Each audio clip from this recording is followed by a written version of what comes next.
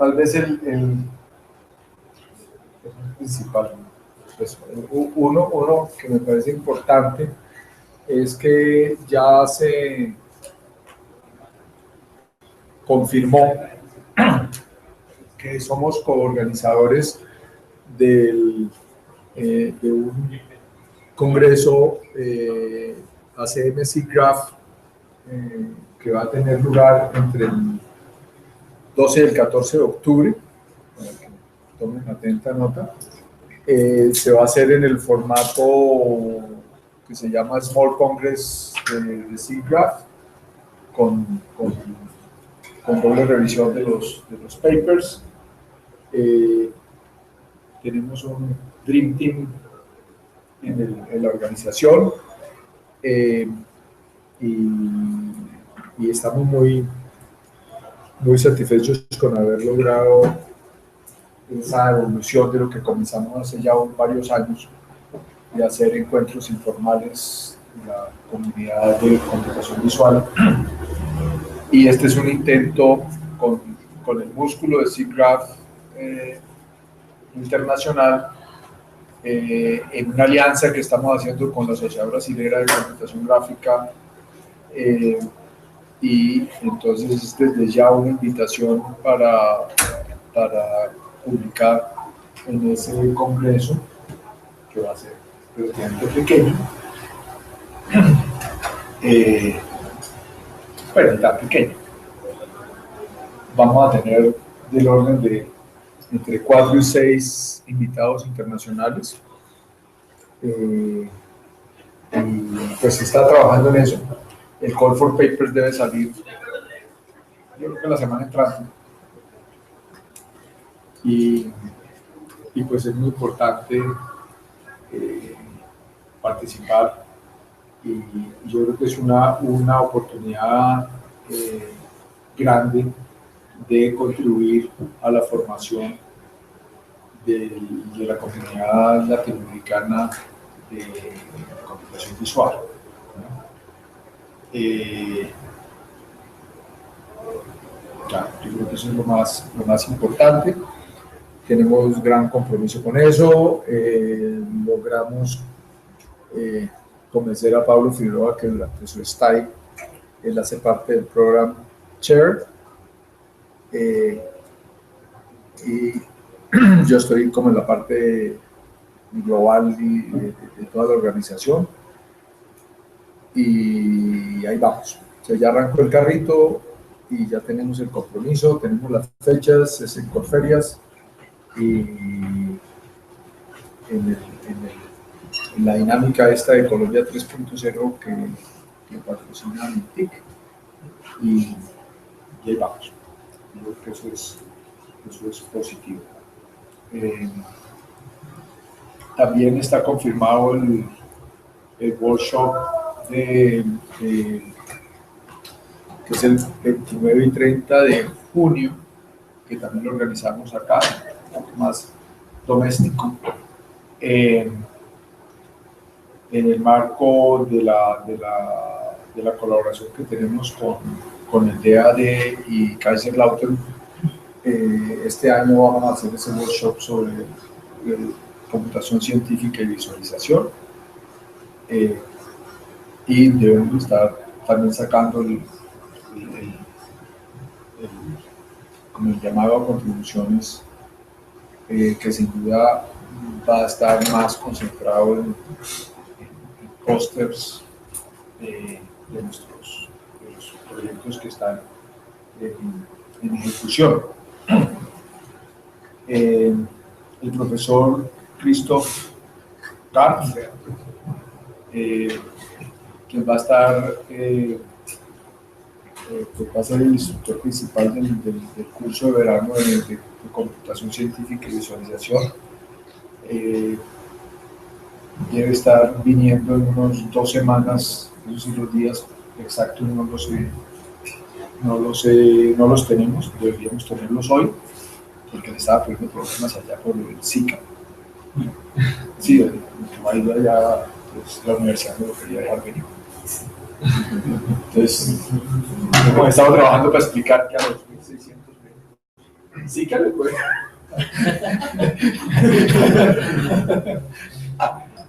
Bueno, entonces el profesor Christoph Gart debe venir en unas 2 semanas. Apenas sepa las fechas exactas, vamos a sin duda a programar sesiones especiales de este seminario, porque si mal no estoy, él venía de miércoles a viernes solamente. Entonces haríamos una sesión especial del seminario durante su estadía. La idea, él viene principalmente pues yo le invité a que viniera a conocer las actividades que se hacen en computación científica y visualización en la universidad, en el departamento de física, en ingeniería mecánica, en ingeniería química, que yo sepa, y potencialmente toda la parte de bioinformática puede tener ahí una parte interesante. Pensaba, Ritama está aquí en Barcelona, está aquí en Bogotá o está en Cali.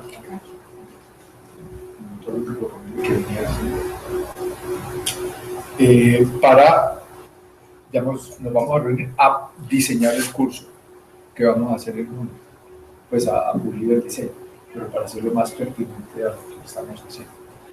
Tengo como las 2 noticias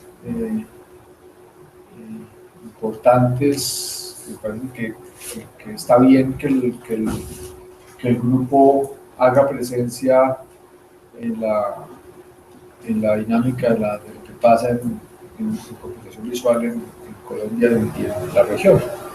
Para mostrar eso por streaming.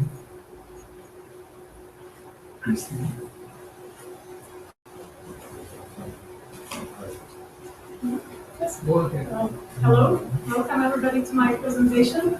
I will give it in English, if you don't mind, because my Spanish is not well enough to give it in Spanish. You can try. No, I tried at home and it was not very good. So first of all, I would like to introduce a little bit myself, and then I will focus on fast center line extraction algorithms used for anatomical tree structures. First, I would tell you something about application in vessel segmentation, which was my work before, and then also a little bit of application into airway tree segmentation, which was my work during my stay in Bogotá. So my name is Kristina Videva, and I come from a small country in the middle of Europe, Slovakia, and from the city called Banská Bystrica, which is also in the middle of Slovakia. This city is located in the middle of mountains. We have like 3 very famous mountains all around, so it's a very beautiful neighborhood. And for example, this picture is taken just outside from my house. So my house is one of the small houses here at the edge of the city. And this is already a national park. So I have a very nice view from the window on all the mountains around. But last 4 years, I'm studying or doing my PhD in Sweden, in Uppsala. It's a city located a little bit north from Stockholm, and this is the 4th biggest city after Stockholm, Göteborg, and Malmö. Despite that it's a big city, it feels very calm, and it's a very student-friendly city because we have 2 big universities there. So 1/5 of population of Uppsala is are students. So during the summer, it feels very empty in this city. And if you are lucky, it's possible to see northern lights from here. I'm doing my PhD in the Center for Image Analysis, and until the last year, the center was a collaboration between both 2 universities in Uppsala. But right now, it all belongs under Uppsala University, and it's part of the division of visual information and interaction. And we have 35 researchers in this center, which are all working with different projects within image analysis. So it can be from medical images, microscopy images, text recognition, haptic devices, and different fields, but they are all connected by image analysis methods. And within this center, it's approximately 15 PhD students. My PhD project is about vascular tree segmentation, and I'm working under supervision of Hans Frimmel, which is my main supervisor. Then Evert Bengtsson is like the expert in image analysis, and Oriane Smedby is a radiologist. And Hans, he spent several months in Colombia before, a few years ago. So it was basically his suggestion that I should come here and spend a few months with you in this very beautiful country. So that's a quick introduction about me. And now I will focus on vascular center tree extraction algorithm. So vascular diseases are a very common cause of the death, particularly in developed countries. And computerized image analysis tools and methods can play an important role in diagnostic and quantifying these pathologies. So nowadays, the CT machines offer a very good resolution, and having in mind that they produce very complex and huge data, it is a very challenging task to create fast, automatic, and also accurate vascular segmentation. So in our project, we decided that we can maybe improve and make the segmentation much faster if we divide it into two tasks. First, we create the center line of the vasculature, and then we use this center line for segmentation. So our goal was to make this algorithm fully automatic, so there will be no need of using any interaction from user side. And we also wanted to make it fast enough to allow interactive clinical use, which means that until the patient gets ready after the scanning, so until he gets dressed and everything, the doctor will have segmentation and will be able to give the patient the diagnosis just after the scanning. So the complete arterial tree segmentation consists of our algorithm, which creates the center line, and this center line is used as an input for process segmentation, which is using implicit model guided level set method, which was developed by our colleague in Stockholm, Julian Wang. And this center line extraction algorithm can be used also not only for vascular segmentation, but also for registration or surgery planning. So it has more different uses. So the proposed method starts by having a three-dimensional computer tomography angiography volume. Then we run the method, and the output is a graph. In this graph, the nodes in the graph correspond to voxels, which are centrally located inside the arteries, and edges in these graphs are connection between these nodes. We process this data in two levels. Output after the first level, which we call the graph level, is the graph of the main vessels. So the vessels with bigger radius, the main vessels. And in the second round of this algorithm, we are adding more central lines to this previous graph, which corresponds to much smaller and thinner vessels until we have this output.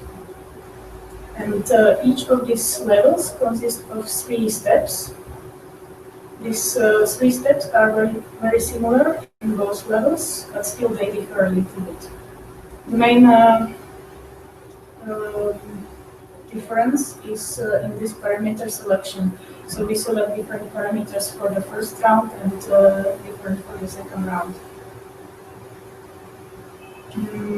After we selected the proper parameters, we do node detection, so we are detecting the voxels, which are centrally located inside the vessel. Of course, we detect also some voxels which are outside of the vessel, but we can remove them in the later step. And briefly, the third step is about connecting the nodes. But now I will focus to each of these steps separately. So the parameter selection step. We have two different groups of parameters. First group we call fixed parameters, and it's fixed because we can use the same parameters for different volumes. If we consider that the volume is always the same part of the body and it's always the city volume. So for different volumes of the lower limbs in city, these parameters should work more or less fine. All these parameters are based on vascular morphology, and they are, for example, minimum and maximum radius. So with these parameters, we are selecting what kind of radius we are looking for. So in the first round, we are looking for vessels which with bigger radius, and in the second round, we are looking for smaller vessels. So it's all set in these two parameters. Then we have a parameter called cutting threshold. This basically says how short branches we want to remove, and when we consider the branch important enough to keep the branch. Then the short graph threshold is another threshold where we say how big graph we still want to keep, and when is the threshold that the graph is small enough and we want to remove it. And then we have gradient threshold, which basically influence how regular and like nice elliptical cross sections we want to keep, and what is the threshold when we want to remove them. But I will also mention these parameters later when they will be used. Second group is changeable parameters, and these parameters are different for each of the volume. It's intensity, range for three very important tissues in the human body, which we need to know their intensities. It's intensity for fat, muscles, and blood. And this depends on different factors, like different humans have like a little bit different intensities, but also the contrast agents, time when the scan was taken, it all influences these intensities. So we need to specify this intensity separately for each of the volume. And for this, we invented some automatic algorithm how to do this. So we are using the smooth histogram of volume intensities. And this volume histogram basically looks like this. We can describe it by several peaks. So at the very left side, we have this huge peak, which belongs to intensities around minus 1000 Hounsfield field units. And this corresponds to air and background artifacts. Then we have two peaks, one just below zero and one just after, above zero. So this one corresponds to fat and the other one corresponds to muscles. And this small bump here corresponds to vessels. So we are interested in these three peaks. And there are also some intensities which corresponds to bones, but it's not very visible on the histogram because bones have different structure. They are bone tissue which is less dense, around 300 to 600 Housekill units, and it's overlapping the vessel intensities, and also more condensed bone tissue which has intensities up to like 2,000–3,000. So it's not visible here, but if I would plot the logarithm of the histogram, then I would see that there are some intensities also in this area. So how we find out the ranges for these three important peaks?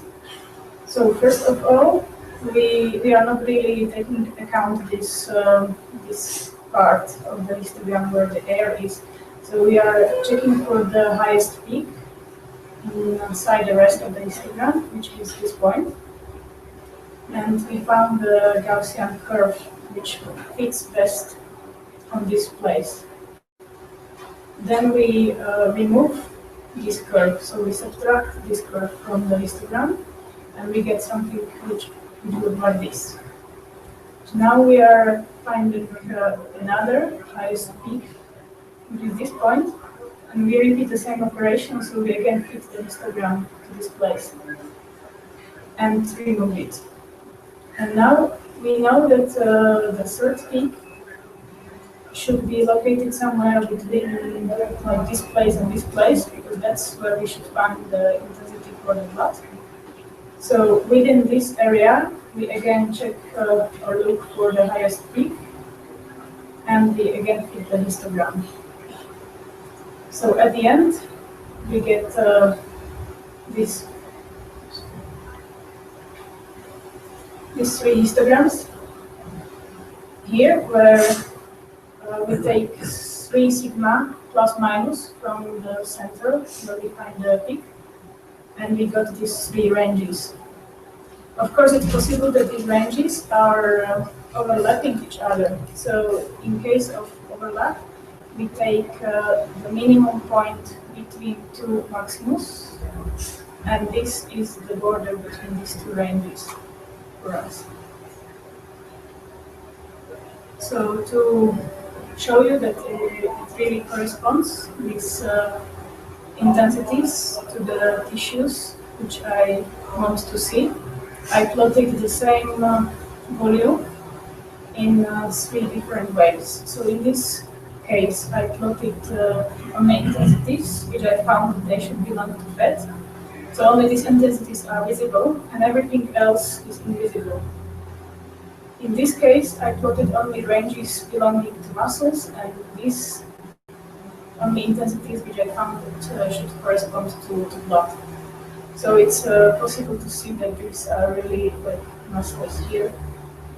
And this image also proves that the biggest problem we have for vessel segmentation is that the same intensities which belong to vessels here are also part of bone structure because of the partial volume effect, and also because some part of bone tissue has exactly the same intensity as vessels.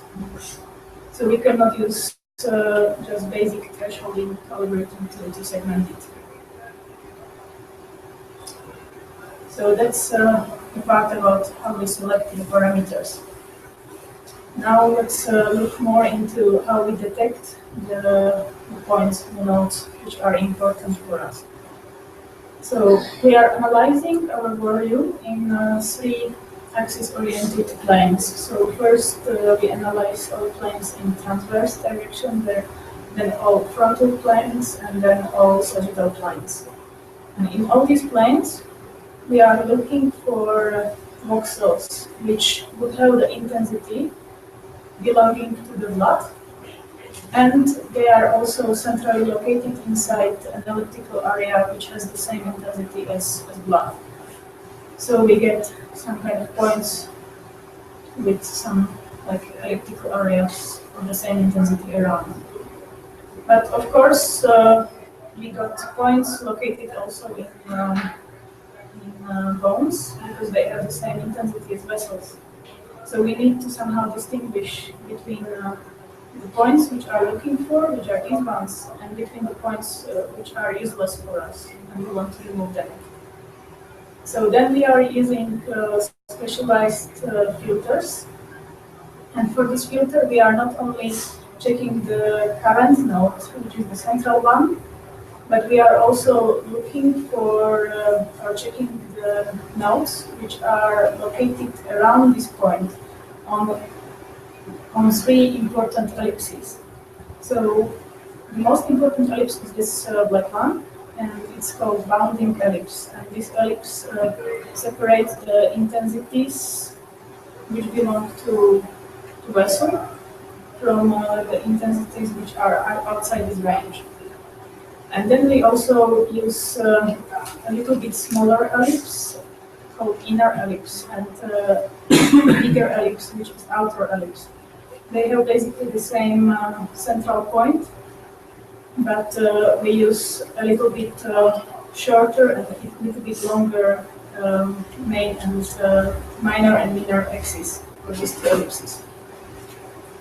So these filters, they are checking if the average intensities on the voxel which are lying on the inner ellipse, so on these red ones, are within the blood range. Because we expect that inside the vessel we will have blood. So these intensities on average should correspond to blood range. Then we are checking if the nodes or the voxels which are located on this yellow ellipse have minimum and maximum intensity within the structures which can be located around the blood. So if it's within fat, muscles, and blood range. Then we are also checking if the norm of the sum of the normalized gradient vectors is less than our gradient threshold. So this we are checking on the bounding ellipse. So for each voxel here, we can calculate the gradient. Gradient is some kind of vector. And when we use sum of the normalized gradient vectors, then we have some final vector at the end. And ideally, if this would be the proper circle with like very nice intensities, the gradient vector would be zero because the gradients would cancel out. But of course, we cannot hope for something like that. But we have gradient threshold set to like 0.6 for the main vessels and 0.4 for main vessels and 0.6 for small vessels, to distinguish when the ellipse is regular and elliptical enough and when it is very not regular one. And also we check radius in this stage. So if the radius is outside of our range, so if we find it something which is very huge and it cannot be the radius of the vessel, then we remove these kind of points as well. So this will remove many of our false positives, but still some of them will remain, and we will remove them in the next part when we connect the points. So then we are coming to the last stage, the node connection. So in this stage we are connecting the points which we detected before. And our goal is to connect them and create the center line tree. So at the very beginning, each of these nodes is a separate graph, and then we are iteratively connecting them based on connection criteria until all connections which are possible are created, and that is the result. So the connection criteria are these. When we have node A, which belongs to graph GA, and then we want to connect it with node B, which is part of the graph GB, we cannot connect them if they are already part of the same graph. So for example, in this case, if this point and this point are already connected through this connection, you cannot establish this connection here because that would make a circle in our graph, and that we don't really want. Second connection is that we can connect it only to a node B, which has bigger or equal radius than node A. This criterion serves as some kind of sorting, so we first create connections to bigger nodes, which are more important, and we avoid small and not important side paths in this step. Then we link the link between them needs to be from inside the intensity of the blood range.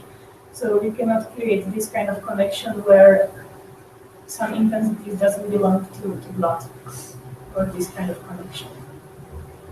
And last criterion is that there cannot be any other node which is closer than B and fulfills all these criteria. So we try to connect to the closest ones first.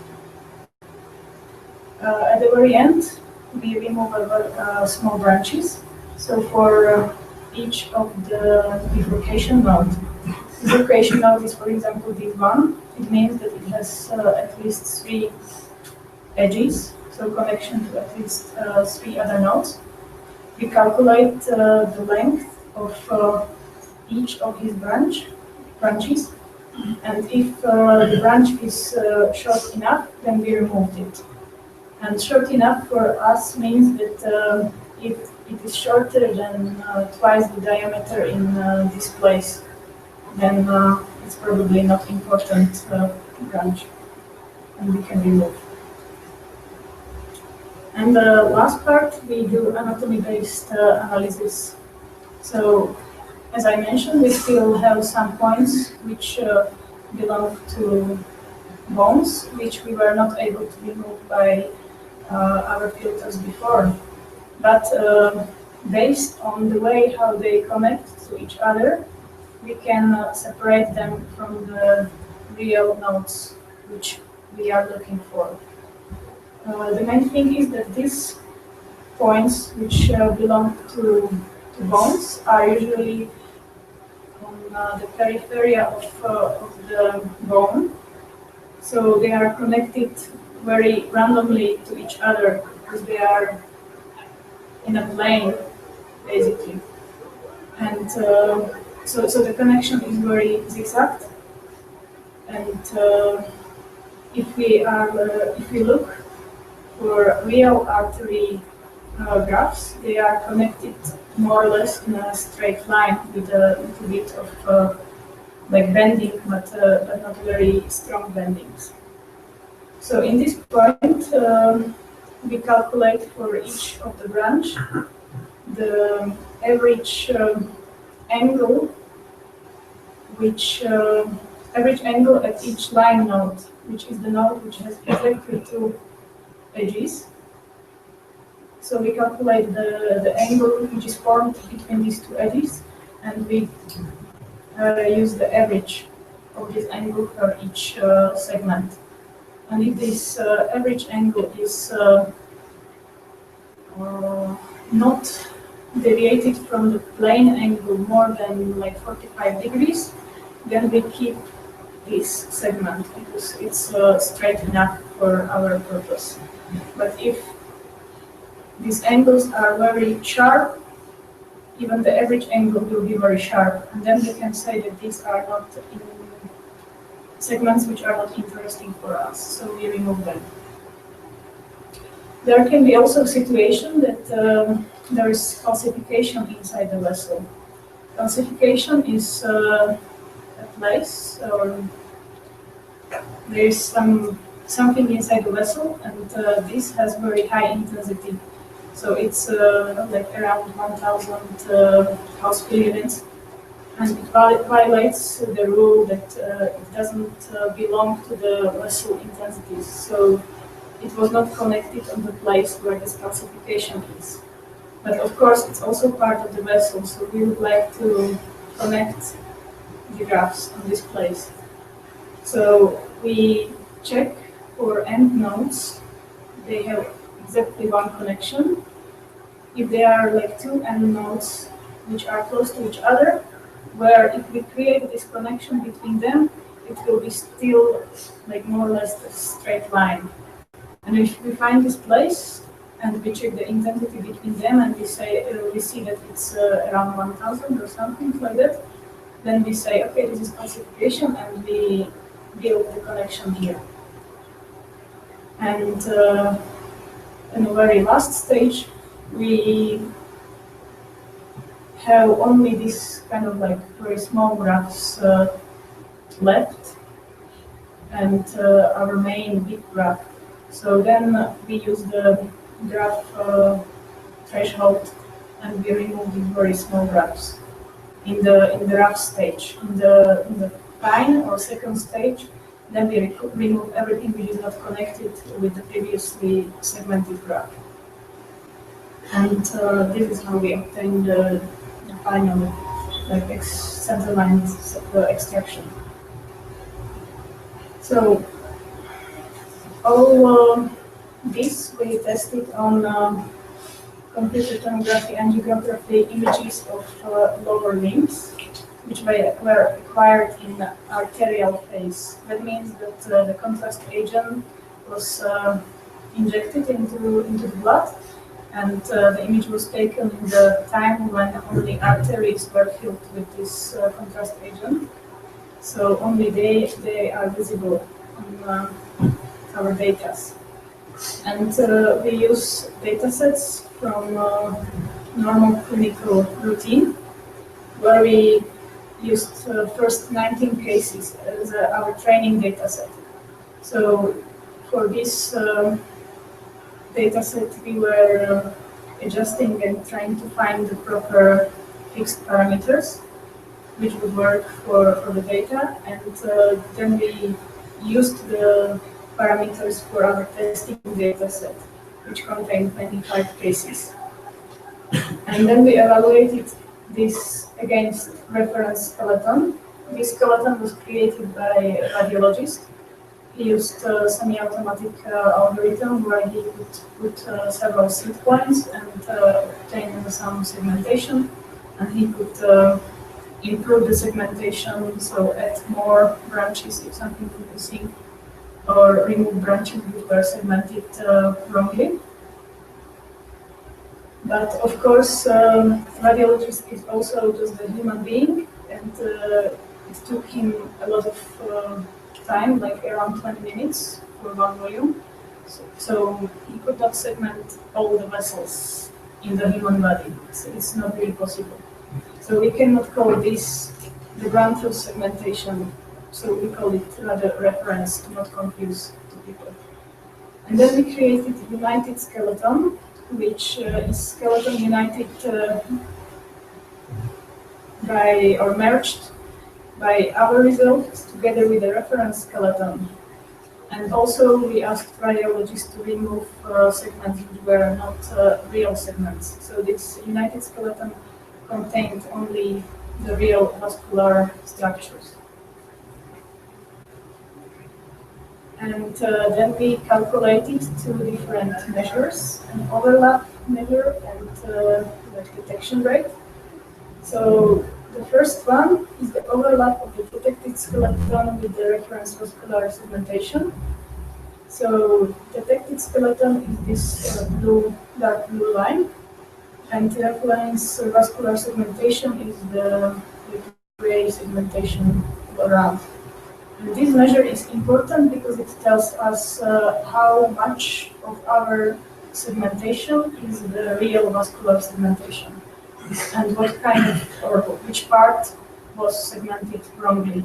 It's not vasculature. And the second measure is detection rate. It's the proportion of the reference central line 3, which is this gray line, that was successfully detected by our central line 3. So this measure tells us how much of the real central line, the real vasculature we are missing by our detection.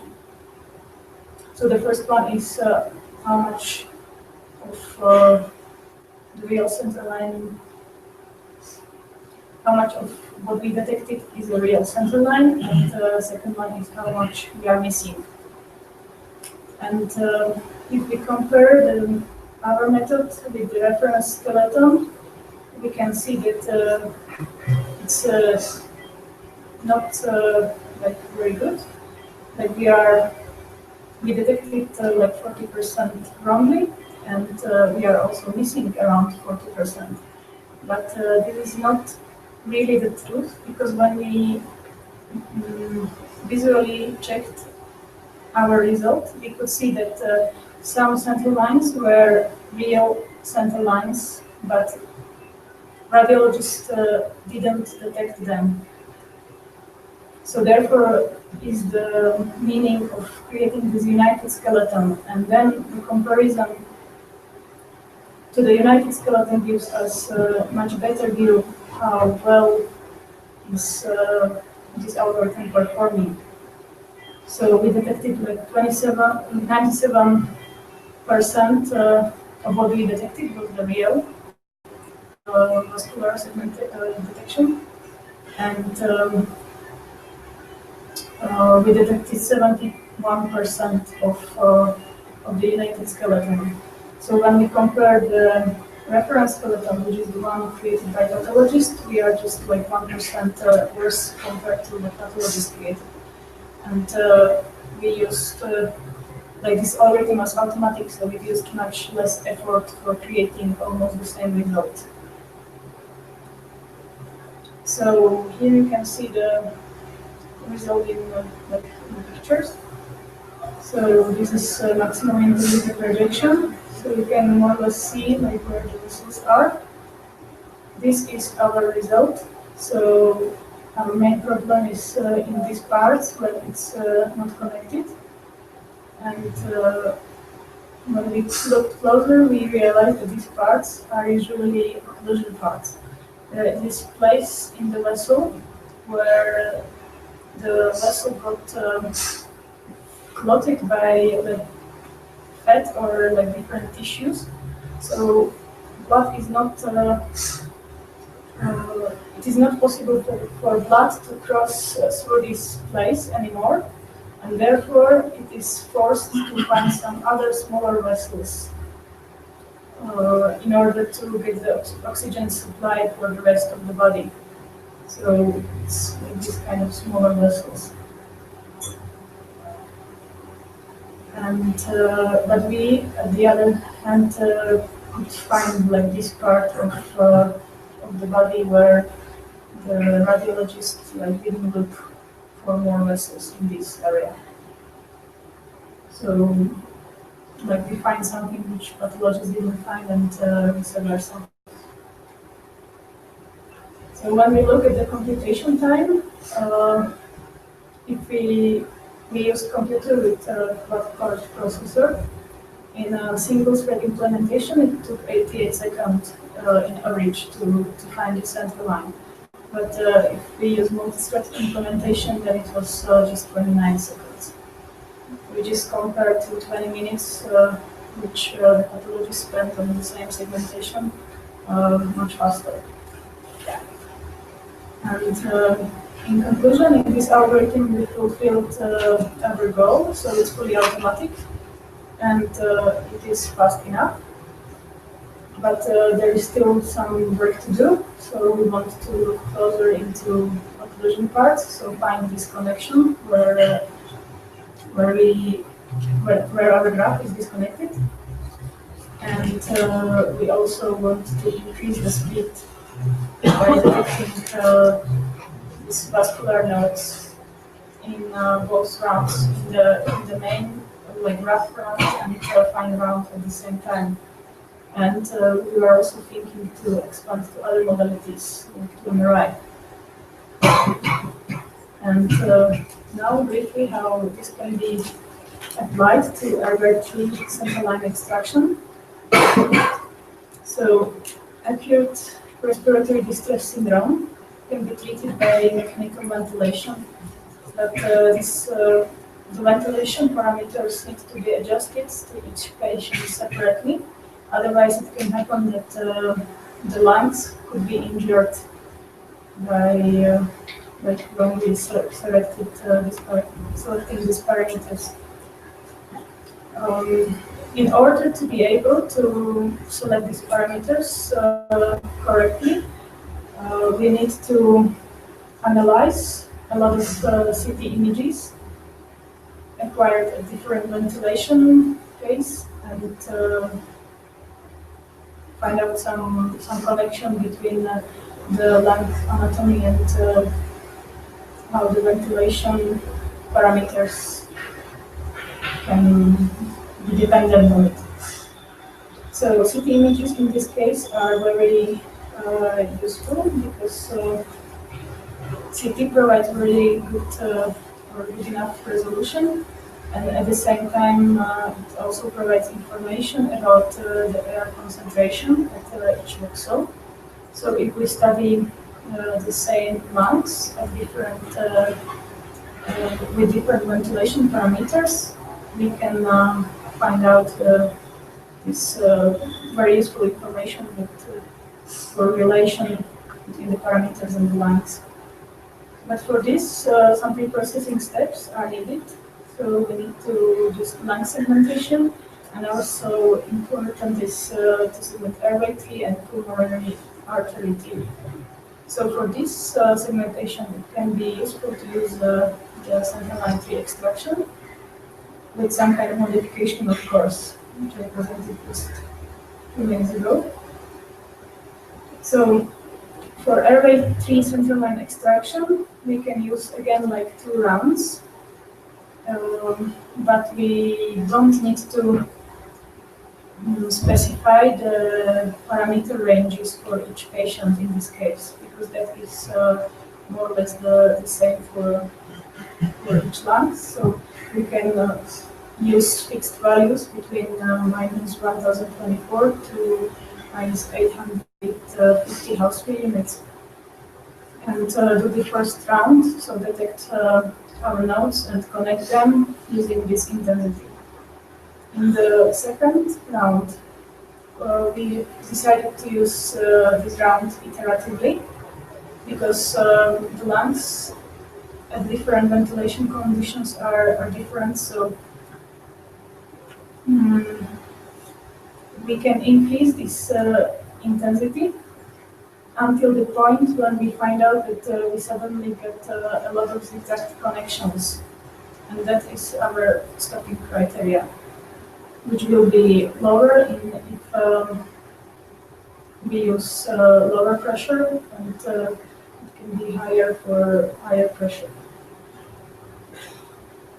And then when we generate the LIT extraction, then we can use this central line extraction as an input for airway tree segmentation. So we can use the local region growing algorithm starting from each of the nodes we have, because we know the intensity of the node at this point, and we know also the radius of the node. So this can help us avoid leakage inside the lungs. And the dataset I was using was from piglet animal model. It is CT scans of the piglets acquired at different ventilation setup, and it is together with the sheep model, the one which is mostly used for this kind of purpose. And the reason is because the anatomy of the human lungs is comparable with the piglets in some ways. So just quickly to show you my result. So this is the central line resegmentation after the first round. And when we add the iterative second round, in this case it was iterated 4 times. So we went up to intensity minus 480 house per units. We added several branches. So we prolonged the ones which were there before, but we also were able to find some more branching points like here. And in this stage, I would like to show you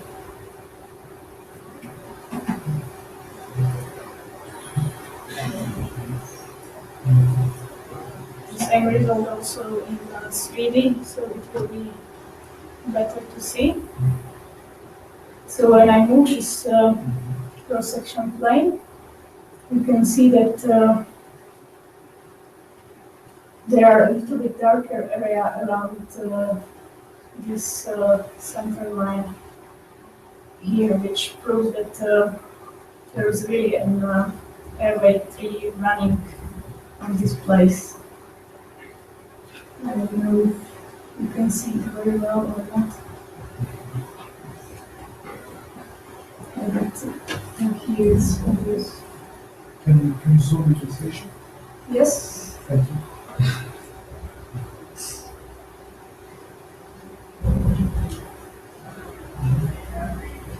Yes, so we track this place.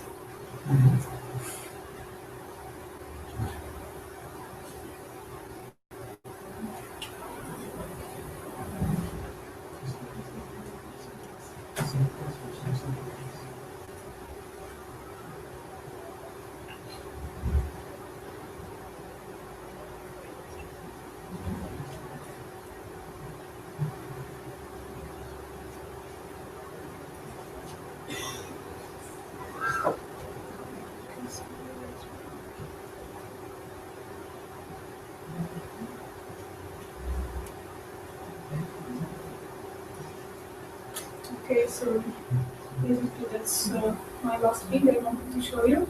Thank you for your attention, and please feel free to ask any questions.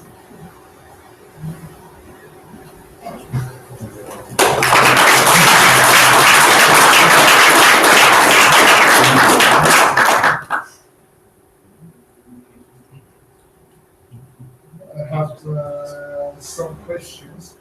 One commentary. This thing is it's important to label your cards. So we show histograms of whatever. We know that these are going against the frequency of pixels, or boxes in your case. So I'm talking about the first histogram you showed in the presentation. I have a question about the first part. You make the subtraction of the peaks. There is a remaining peak when you subtract the two biggest ones. That remaining peak is what? Is that noise? I'm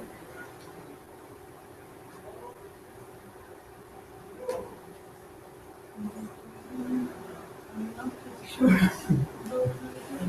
Yes. You got the fat peak Yeah, there's what you subtract is two peaks that are present. There's a remaining peak in between. That that's noise. Then you make the subtraction of the peak that represents the distance in thing. It's much more small.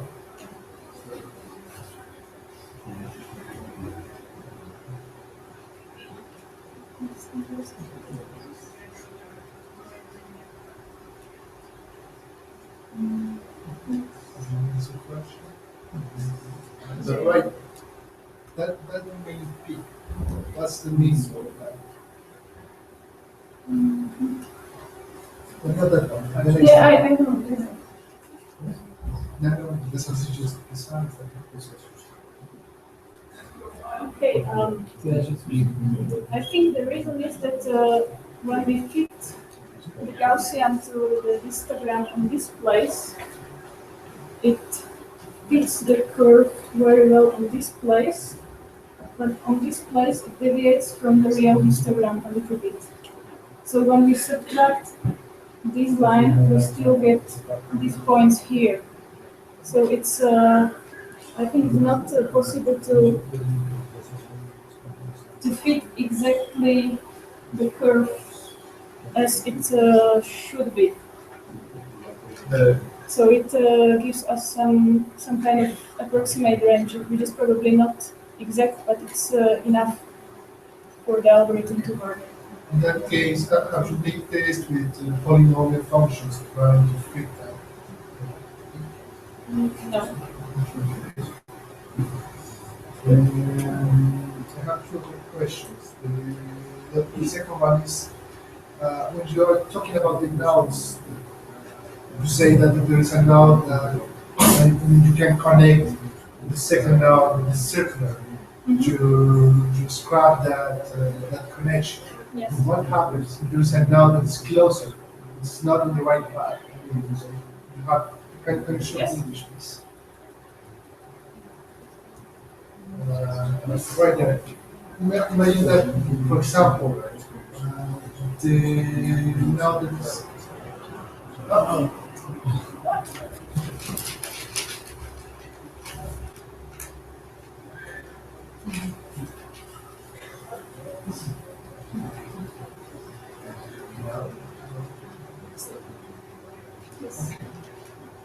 Maybe this now were closer to this now. In that case, it would be a connection. And it would be a mistake in your algorithm. Yes, there would be a connection. I wouldn't consider it as a mistake. For the purpose we wanted to use it was to generate approximate sample line.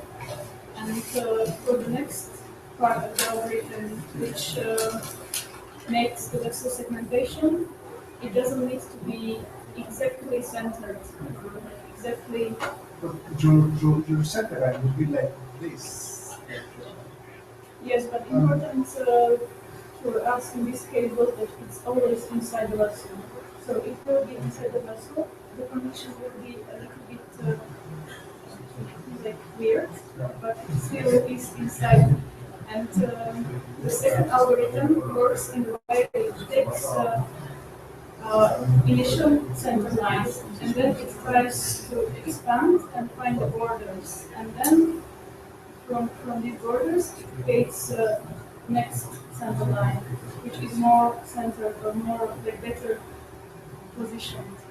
And then it repeats, like it finds again the borders and it again recenter the center line. So at the very end we get perfect center line and perfect segmentation, but it's after the second part of the algorithm. Like purpose of this one is to be very fast, to not spend time with being perfect when we can use not so perfect results in this stage and correct it in later stages. My last question is, you showed us the error of comparing with the segmentation that the related skeleton segmentation. Do you have any comparison with other works, comparisons with other works? That No. stable to know what's the error? Now, the thing is that when I did research with papers, I found only one paper where they were doing it on the lower limbs and only with one data set, and they didn't say any like details or any like more useful information for making the comparison. So it was very hard to give any kind of like comparison other than using some human force to create a center line. Yes? I just wanted to say, like in the histograms, you have the fat and the muscle. So maybe like the what is left over, what he was saying, maybe that can give you some kind of information about, like maybe he has a lot of fat compared to the muscle he has, right? So maybe you can use that information for something. You can yes look into it closer, like what's exactly this. And I think it's very nice.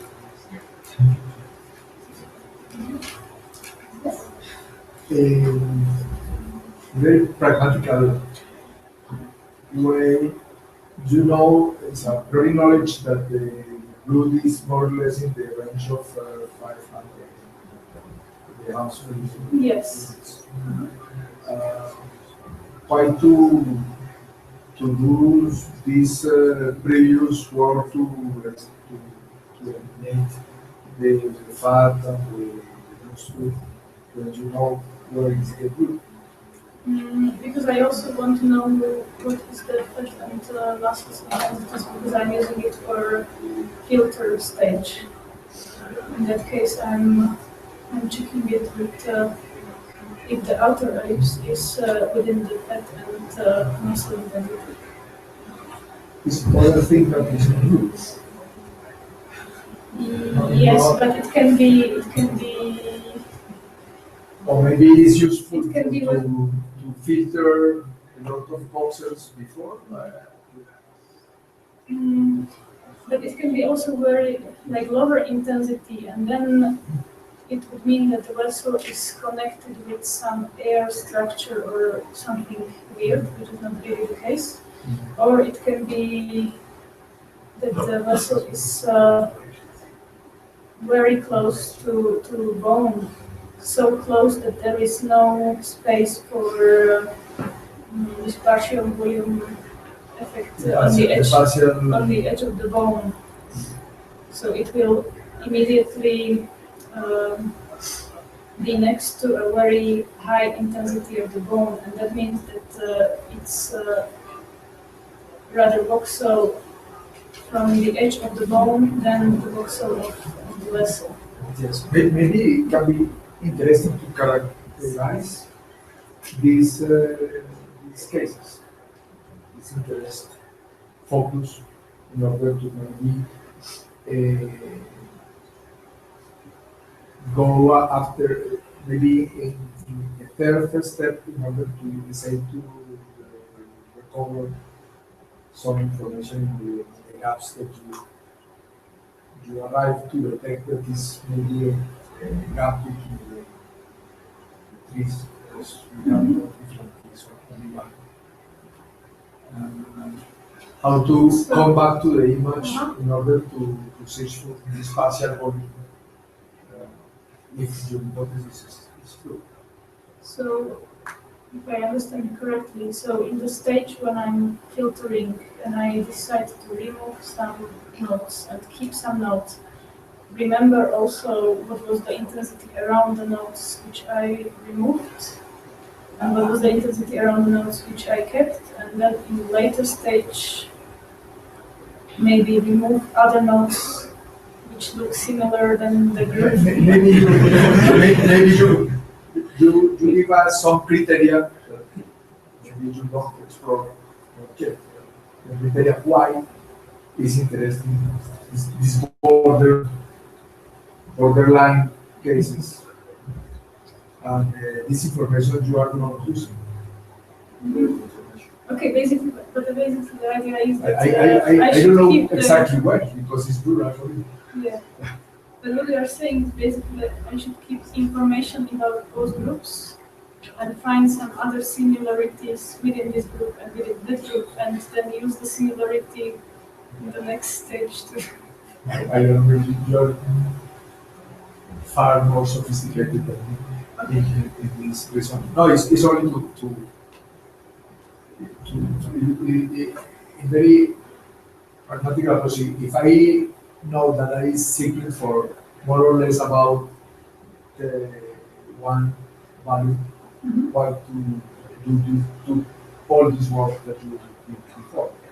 It's only the different, and but you have reason in this analysis case of partial volume scenarios. But what do you with this information? I don't know. And other curiosities about the branches, the bifurcation. Why do you find trifurcation? In the criteria, as not, we don't find the special criteria to decide that it's a bifurcation. Here we have no Another thing is if you have some order in the tree. For example, here you have this node there, and this one, maybe other here. I don't know. Maybe why the bifurcation here? Because we have no criteria to decide to join the two.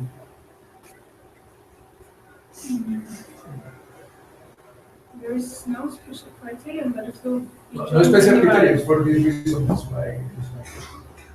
But what kind of criterion would you would You are imagine looking. for?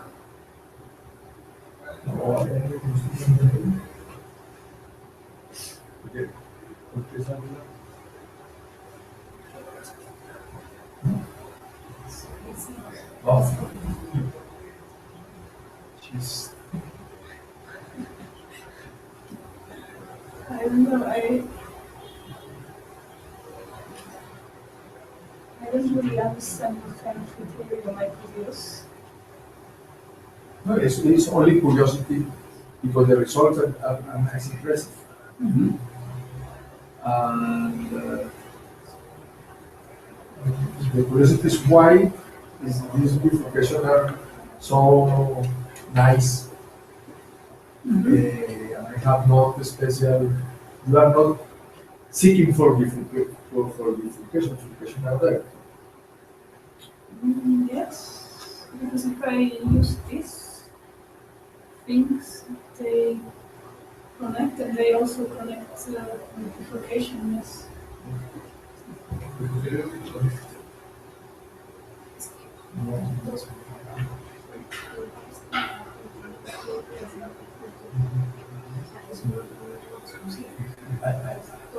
I understand. Why not three? Because yes, it's not like restricted not to have three.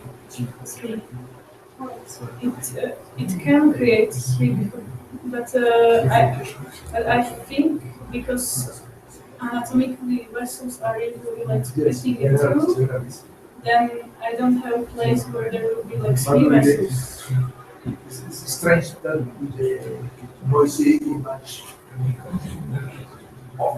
But noisy image creates like these small branches, which then I removed, so it is much cleaner after this step.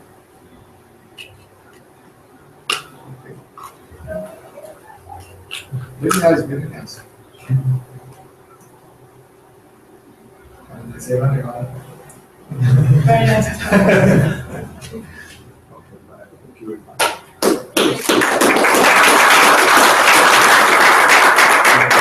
La última publicidad política pagada, necesitamos entonces completar la programación del seminario con sus entusiastas propuestas y también necesitamos más apoyo en las tareas de material de publicidad, digamos, material para anunciar la siguiente que se recibe